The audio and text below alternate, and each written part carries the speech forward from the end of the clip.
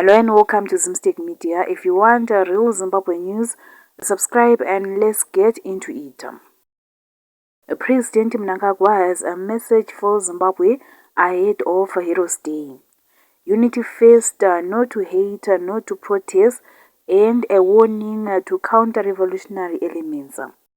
Let's break down everything he said at the 395th ZANU-PF Politburo session. The president told the party and government officials to go to the people.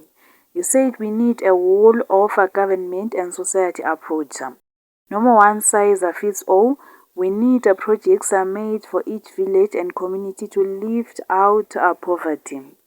He also praised the country's economy, saying it has sound microeconomic policies and that working with BRICS will bring long-term financing.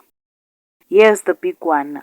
The president said at this stage of nation building, four things cannot be separated.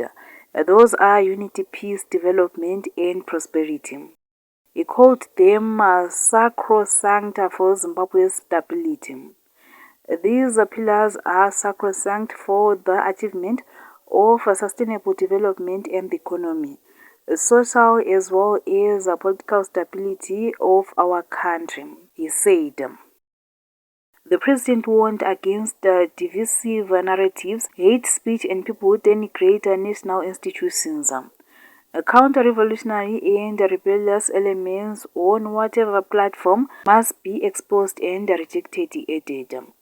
Counter-revolutionary and retrogressive elements on whatever platform must be exposed and rejected.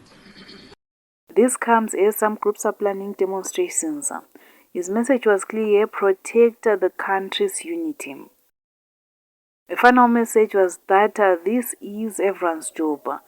Preserving, safeguarding, and protecting our peace, security, our unity and development remains our collective moral and sacred duty, household by household, village by village, he said while addressing the Politburo.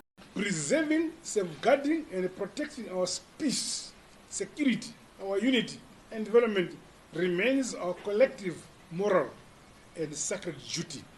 Mnangagwa also said the ZANU-PF revolutionary history remains unique and unparalleled as the country heads to Heroes Day and Defense Forces Day. Divisive narratives, hate, and denigration of our national institutions, including machinations of whatever form, have no place in our modern and maturing constitutional democracy. For more stories, please do like and subscribe.